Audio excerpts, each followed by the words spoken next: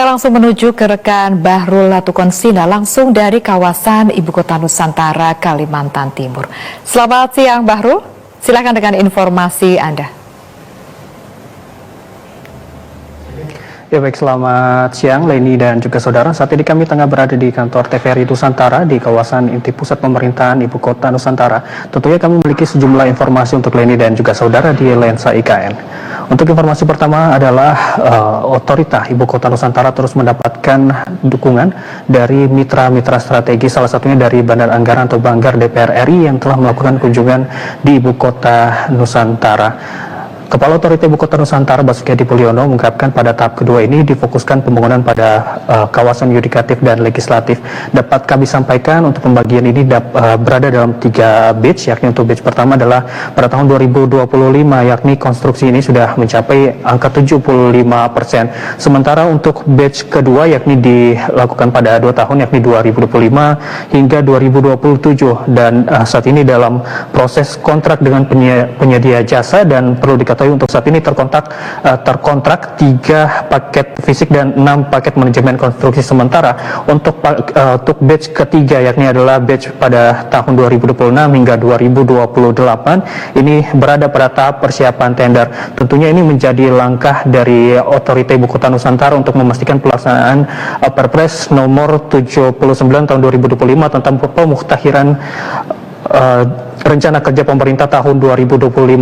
Selain dari OIKN juga dari Bandar Anggar, yakni dari Wakil Ketua Badan Banggar DPR RI ini mengungkapkan bagaimana dukungan yang disampaikan oleh DPR RI atau Banggar ini untuk memastikan pembangunan di Ibu Kota Nusantara ini dapat dilaksanakan dengan sebagaimana mestinya. Sementara itu juga bukan hanya dari pihak DPR RI maupun juga dari OIKN, ini juga hadir sejumlah tokoh-tokoh lainnya, salah satunya Sekretaris Daerah Kalimantan Timur Sri Wahyuni yang mengungkapkan wilayah Ibu Kota Nusantara ini terus memberikan dampak-dampak positif bukan hanya untuk wilayah Ibu Kota Nusantara saja, namun juga memberikan dampak positif untuk wilayah sekitar. Dan berikut adalah pernyataan dari Sekretaris Daerah Kalimantan Timur.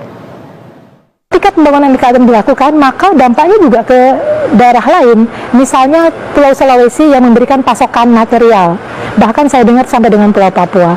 Jadi menjadikan IKN sebagai pusat pertumbuhan di wilayah tengah dan timur ini bisa dimulai dengan pembangunan IKN. Nah, dengan pembangunan IKN ya, penyerapan tenaga kerja itu menjadi besar. Kemudian yang kita lihat perkembangan sektor real di Sepaku yang menjadi kota kecamatan di mana IKN berada.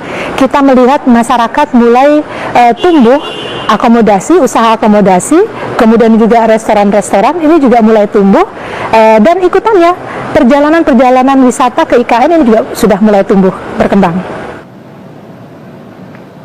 Ya Leni dan juga saudaranya, tentunya selain juga dari dukungan mitra-mitra strategis seperti Badan Anggaran DPR RI, juga OIKN juga memastikan pembangunan di Ibu Kota Nusantara terus dilakukan.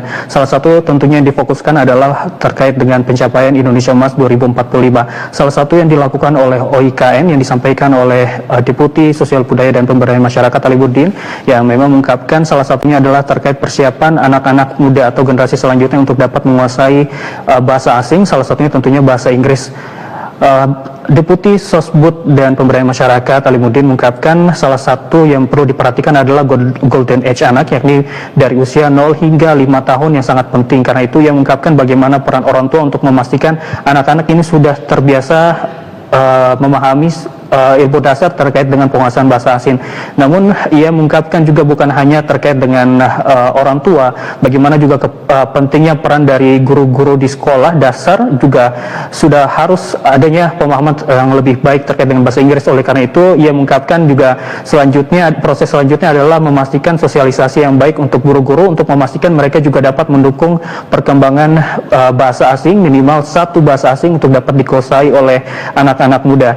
Tentunya juga penguasaan bahasa asing ini Alibuddin mengungkapkan sebelum adanya penguasaan bahasa asing yang baik, tentunya juga harus adalah menguasai bahasa Indonesia dan juga bahasa-bahasa daerah terlebih dahulu, barulah anak-anak ini menguasai bahasa asing. Dan berikut adalah pernyataan dari Deputi Sosial Budaya dan Pemberdayaan Masyarakat Alibuddin. Sebenarnya ini sudah kita lakukan beberapa waktu yang lalu ya, bagaimana membangun ekosistem bahasa Inggris di satuan-satuan pendidikan. tujuannya bukan untuk bagaimana dia pintar tentang tata bahasa atau grammar, tidak. Belum sampai ke situ. Kita ingin membiasakan anak-anak berani untuk berbicara pakai bahasa Inggris. Persoalan grammar itu nanti. Ya, yang kedua, ke depan kita ingin membudayakan itu bukan hanya di sekolah, tetapi juga di masyarakat. Ya, tentunya dukungan dari mitra-mitra strategis OIKN serta juga komitmen OIKN untuk memastikan pembangunan di Ibu Kota Nusantara ini dapat memberikan dampak positif bukan hanya wilayah Ibu Kota Nusantara namun juga untuk wilayah sekitar. Kita harapkan pembangunan ini terus memberikan dampak positif. Demikian di Lensa IKN, kembali ke studio. Leni. Terima kasih Bahrul Latukonsina melaporkan langsung dari kawasan Ibu Kota Nusantara.